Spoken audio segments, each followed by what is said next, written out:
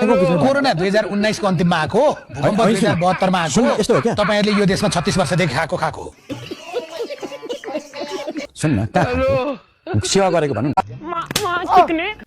तपाईँ खुर्र बोल्नुभयो भने मैले सामाजिक सञ्जालमा खुर्र गाली खान्छु क्या। ए त अर्को साङपाङ भाइ किन यति धेरै बोल्दैन होइन यस्तो यहाँ समस्या छ बस्नुहोस् न। यस्तो छ नि मैले अब त्यसो भन्ने मान्छेहरू चाहिँ को हो त? ती नेपाली नै हो त? तपाईँले गाली गर्ने मलाई गाली गर्ने नेपालीमा लेखेका छन्। होइन गरिबी कति घट्यो, शिक्षामा कति सुधार गर्यौँ, हामीले स्वास्थ्यमा कति सुधार गर्यौँ, अहिले खेलकुदको क्षेत्रमा तपाईँले सबै गरे भाइ जनताले तपाईँहरूलाई यो ठाउँ चाहिँ पुर्याउँदैन थिए है। अझै प्रत्यक्षमा 9 सिट। बालेन शाहको नाम लिएर म किन पपुलर हुनु? ऊ भन्दा ठुलो ब्रान्ड हो म। बालेन शाह भन्दा ऊ भन्दा ठुलो ब्रान्ड हो म। अभी बदत है भाई, अभी बदत है। अभी तूने गाड़ी में उंगली किया ना।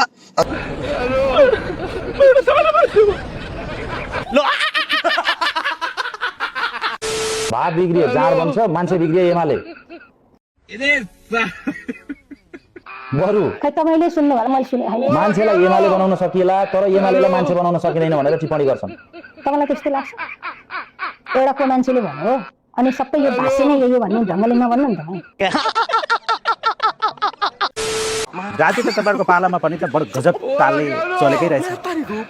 मोदीले बिचौलिया ठेकेदार र बढी आर्थिक हिसाब किताबमा अनियमितता गरेका, अवैध तरिकाले सम्पत्ति आर्जन गरेका दीपक भट्ट जो अहिले जेल चलान भइसकेका छन्, तिनको संलग्नता पनि त गजबको रहेछ। हिजो विष्णु पौडेलजीको गिरफ्तारपछिका फोटाहरू सार्वजनिक भए देख्नु भयो होला तपाईँले पनि।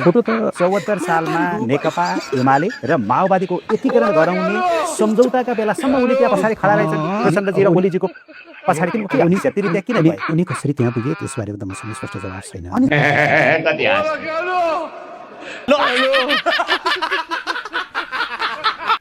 सम्पत्ति विवरण आइसकेपछि तपाईँहरू कहाँनिर जाकिने हो थाहा छैन।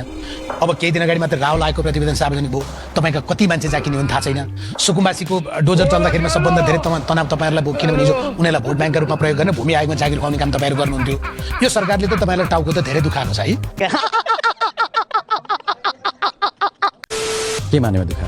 अब त मान्छे पक्रिँदै जाँदा मान्छे पर्दै जाँदा सबै तपाईँका मान्छे होइन, हामीले भुटानी शरणार्थी फाइल खोल्दै तपाईँहरू नै पर्ने हो। यहाँ सुन्नुहोस्, तिमीलाई कारवाही गर्नुपर्छ भनिरहेको छु। कहिलेबाट? सुन पहिला नै हामीले भन्दै पहिला त भ्रष्टाचारमा गर्दैन, भ्रष्टाचारलाई सहन भन्ने यतातिर भएको भ्रष्टाचार नदिनु हुन्थ्यो नि त। त्यस्तो होइन।